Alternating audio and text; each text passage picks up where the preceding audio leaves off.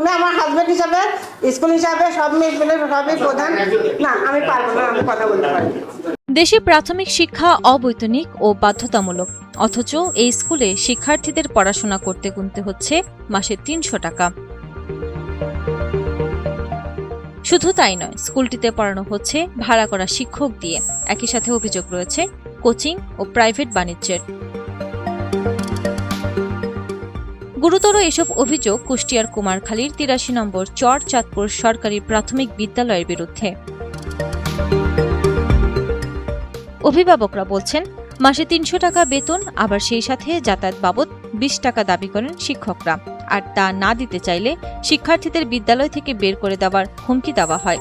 এই ঘটনায় ভয়ে ক্যামেরার সামনে কথা বলতেও রাজি হননি অনেক শিক্ষার্থী ও অভিভাবক। সকালবেলা জোর করে হচ্ছে প্রাইভেট পড়াচ্ছে, যদি না পড়ায় তা কয় কি যে বাদ করে দেবো। দুটি হচ্ছে বাইরের ছাত্র স্যার পড়ায়, না পড়লে তো কষ্ট জোর করে ওই বাদ করে দেবো। আমি এর একদিন যাই বলেছি যে হচ্ছে ওই আমি পড়া বলা পারলে আমার সাল পারলে লাহেন, না পারলে আমি হচ্ছে অভিযোগ জানাবো। আলামিন স্যারের কাছে ওই শাড়ি পড়াই, অন্য 1 2 চলে, আর আমরা ফাঁকা জায়গায় এসে পড়ি। হ্যাঁ, হ্যাঁ 2 ঘন্টা মতো। 3 4 5 পড়ায় আমাদের প্রথমে পড়ালায় উড়ে কখন পড়ে তা তো জানি। প্রাইভেট পড়া আমরা নিজে স্যার রাখেছি, রাখি পড়ি স্কুলে। 10:30টায় আসি শাড়ি পড়ি।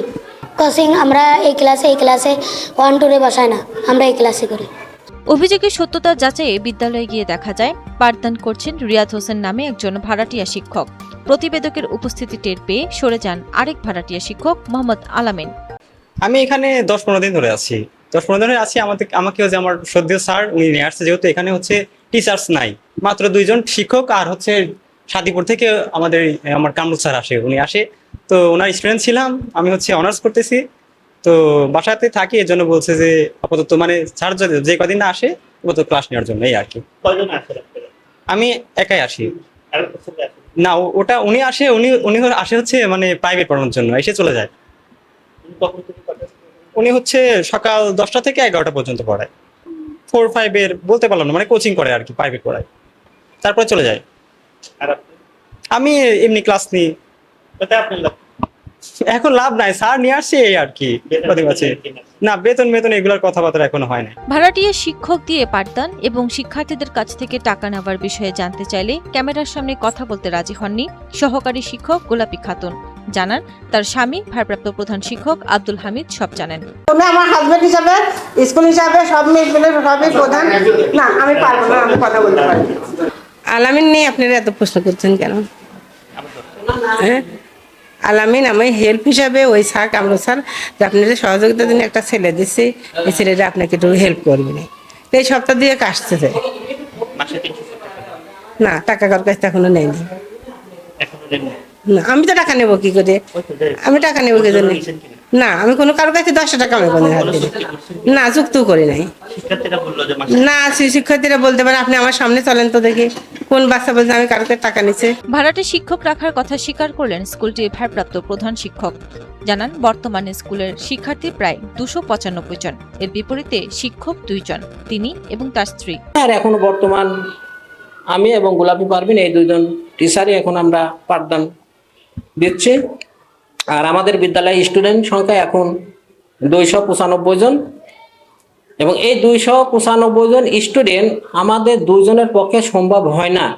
তার কারণে এই 2 জন দেখা যায় একজন আরেকজন আর ক্লাসে গেলে পরে একটা ক্লাস ফাঁকা থাকে, যার কারণে ওই ক্লাসে আমরা ঠিক মতো মানে পাঠদান দিতে পারি না। ওই ক্লাসে পড়া দিয়ে আসি, আবার এই ক্লাসে ঢুকি, তখন এদেরকে আবার ওই সাবজেক্টগুলো আমরা পড়া দিয়ে এইভাবে আমরা বাচ্চাদেরকে লেখাপড়া শিখাচ্ছি।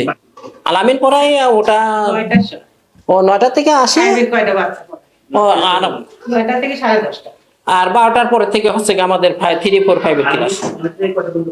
জি, 9টা থেকে 10:30টা।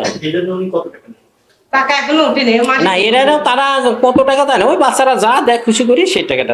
প্রায় 2 মাস ধরে বিদ্যালয়ে এমন অনিয়ম চললেও বিষয়টি জানতেন না উপজেলা শিক্ষা কর্মকর্তা।